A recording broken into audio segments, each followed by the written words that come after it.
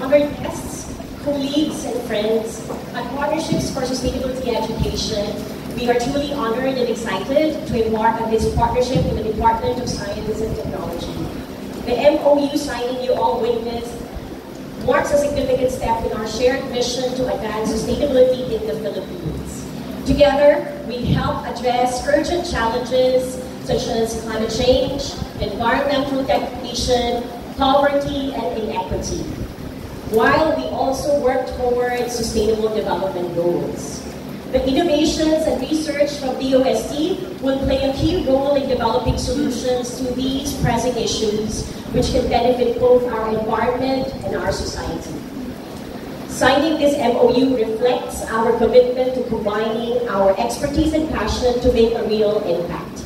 With science and technology as our allies, we are dedicated to promoting sustainable practices and empowering communities.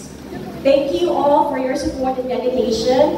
Together, we can create a future where sustainability is at the heart of every government agency, unit, every school and organization, every business and community.